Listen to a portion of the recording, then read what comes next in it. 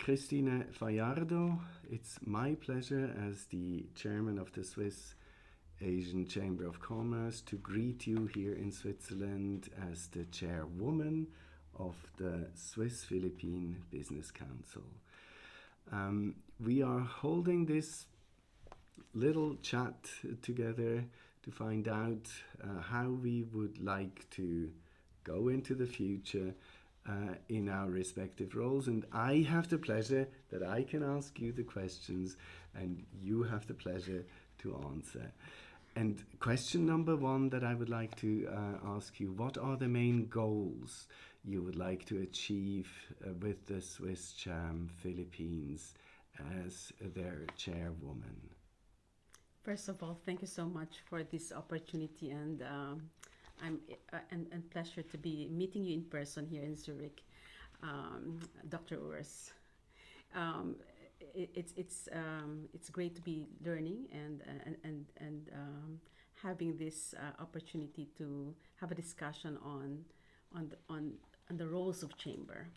So as far as for the Philippine Swiss Business Council, as a chairperson on behalf of the board, our purpose is really to grow, to foster the growth of trade and investment between the Philippines and Switzerland. And in line with this, we're aiming for three goals. First is to transition the council into a full chamber to be able to better serve the needs of our members, for growth, for innovation and sustainability in the ecosystem.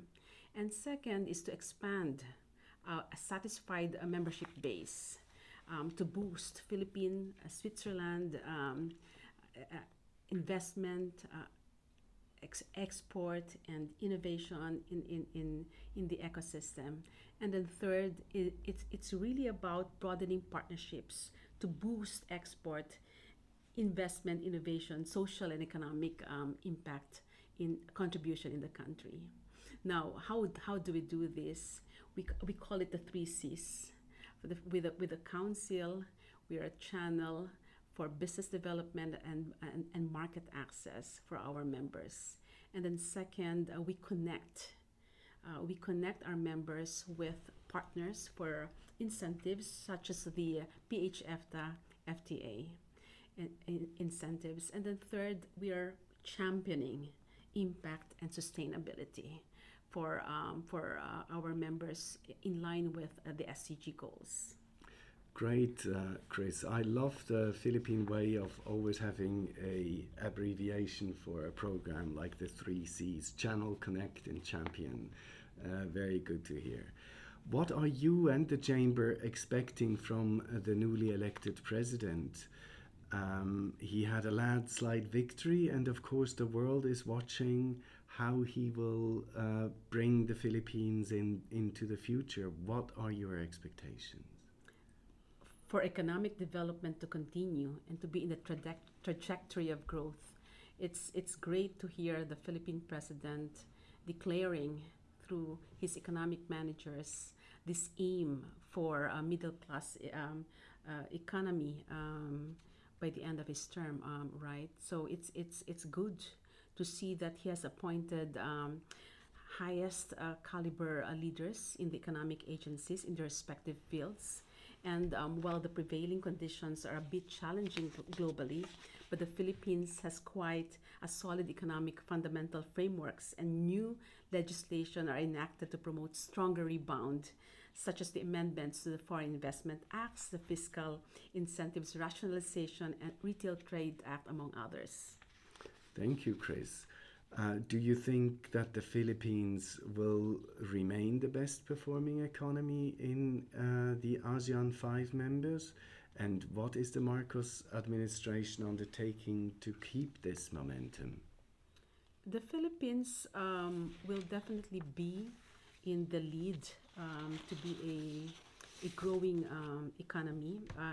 It has, with the economic leaders, it has set a trajectory for economic growth, definitely to recover from the contraction of 9.5% in 2020, right? Then again, it's the Trade Department has boosted innovation and digitalization efforts to maintain economic activity despite COVID-19 restrictions. There's huge focus on gearing towards MSMEs and startups. Also, the Philippine Economic Zone Authority is expanding investment activities to cater also to the domestic enterprises with export potentials.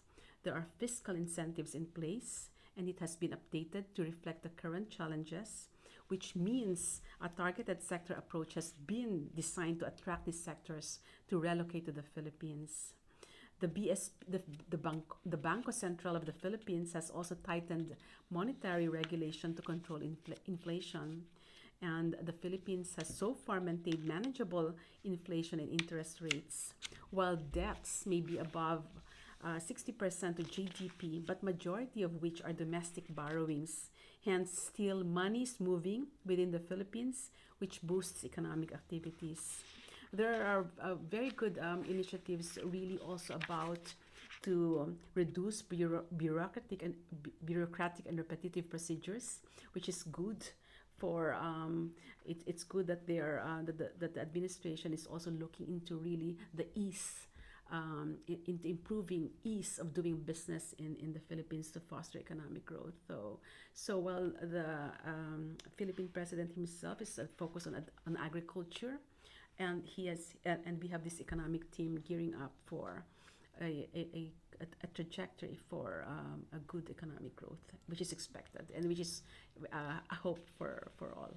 Great, great. I think these are good sounding initiatives. And now, of course, our members would be interested if you could tell us what are the best performing industries in the Philippines to invest, and which new incentives would be offered to foreign investors in some of these fields. Well, first is the renewable energy and climate resilient technologies. You're familiar with the Philippines, and disaster is one of the three issues aside from food, energy, disaster. That's something that's a concern. But so definitely in the area of renewable energy and climate resilient technologies, digital health, and the life sciences sector is an area. And in fact, the Philippine president has also included in his pronouncement this Center for Disease Prevention and Control. So there's a move towards digital health. Infrastructure, particularly in rail technologies and projects, so which is an area of opportunity in the transport system in the country. Agricultural related technologies. Fintech is definitely growing. So fintech is we can see a growth not just from in the supply sector but also in the employment area wherein the companies are really investing in the labor sector in fintech. Clean technology is definitely an area of focus, like wastewater management and many areas regarding clean technology, and in addition e-commerce, Dr. Urs. Now, the incentives range from fiscal exemptions from custom duties on raw materials, preferential conditions for expats, and one-stop shops. So you have a variety of support with the Board of Investment as well. Great. I believe there is quite something for the Swiss investor in there. Let's say digital health, infrastructure, fintech, clean tech, renewable energy. I think there's something in there for us. Thank you very much. When you look at the EFTA Philippines Free Trade Agreement, of course, Switzerland is very proud of having achieved that so smoothly a while ago. When you look at this Free Trade Agreement, what are the remaining challenges to properly implement its well-functioning? Yeah, we will continue information promotion campaign on page EFTA FTA.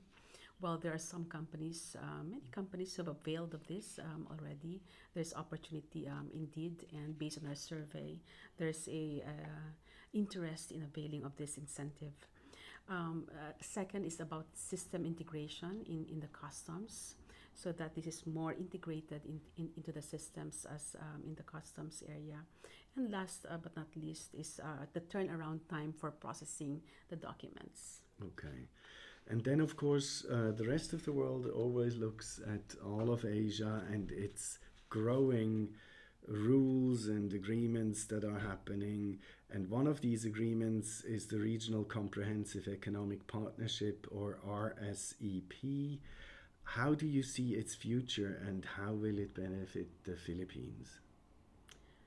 I think the Philippines is taking an active role in this aspect. While there are views in the area of agriculture, for example, there's a likelihood that it'll be considered to push through because it's presenting, the RCEP is presenting several advantages.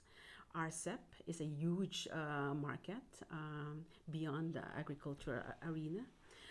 Countries included therein have close ties and warm relations with the Philippines. Most of it are ASEAN partners, so system integration should be less challenging. Okay. Thank you, Chris, for this very comprehensive interview. I think it was a pleasure to have you here in Switzerland and hope to see you soon.